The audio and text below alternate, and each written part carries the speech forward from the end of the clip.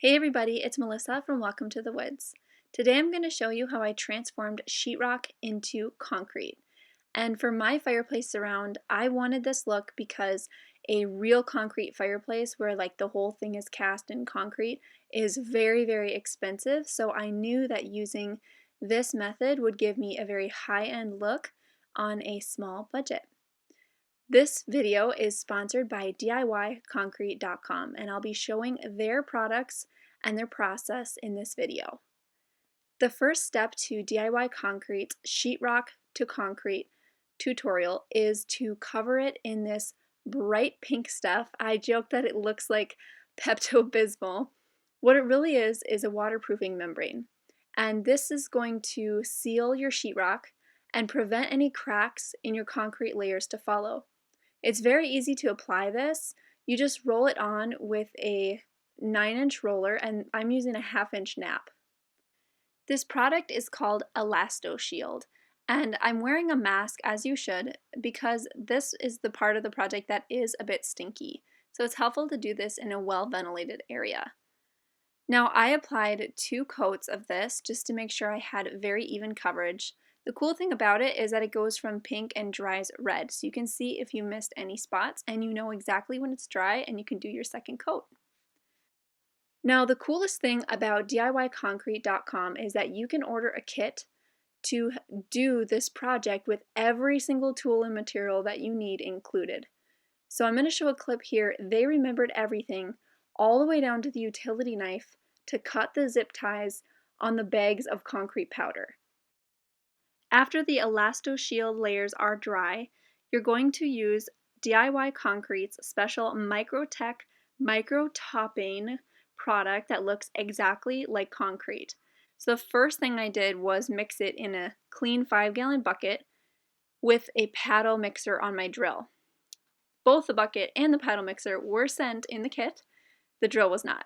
But seriously, I didn't even have to dig in my garage for a clean bucket. It was awesome.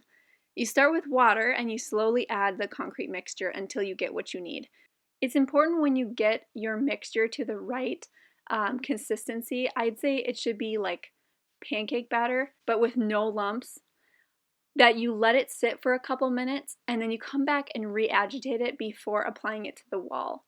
This is similar to real concrete where it has like some sit time where it can kind of release air bubbles or kind of settle before it actually gets applied.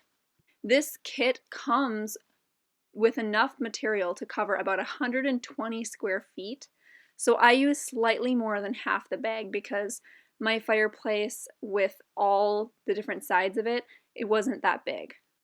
The reason that DIYconcrete.com's Microtech Micro Topping is way better than real concrete or like some other substitute like feather finish or if you just use like grout, I've seen people just use grout for a faux concrete look, is that this product has superior adhesion, which I witnessed firsthand, and it has like a very even finish, quick dry time, and is seriously crack resistant.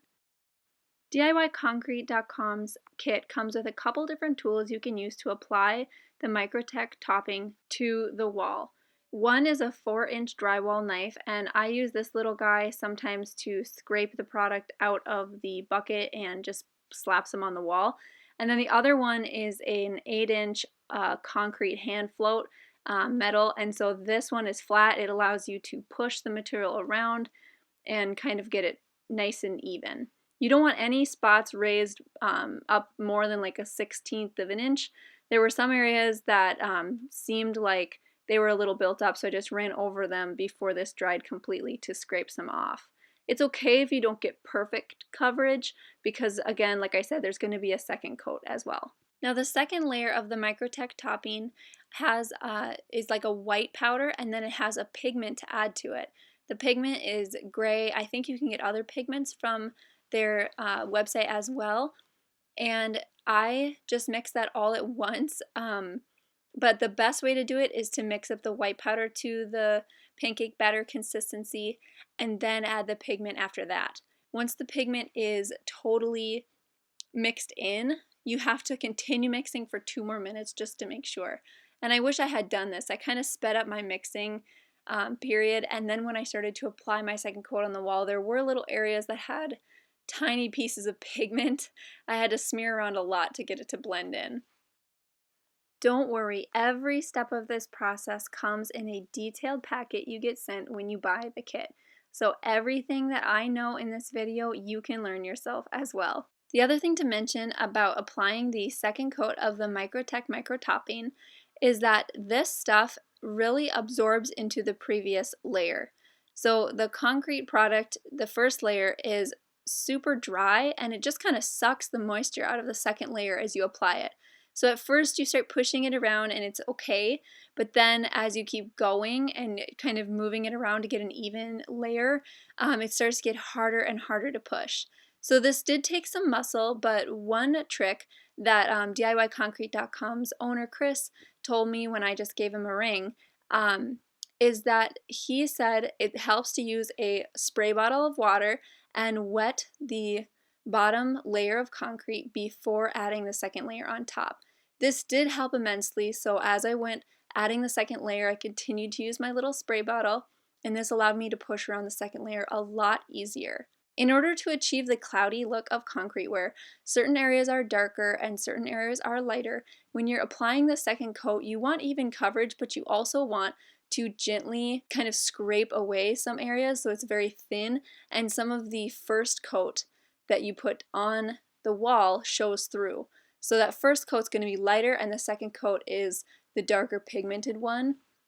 You want kind of some of each layer to come through in your finished job. What's beautiful about this application is that every single person is going to apply it in their own unique way, and that makes it more of an artistry than a simple follow step by step. There's no perfect way to do it, and I definitely learned that along the way. After my second coat was fully applied, even before it was dry, I cleaned up my mess. Now, the painter's tape and the paper roll were also supplied in the DIY kit. I'm telling you, they thought of everything.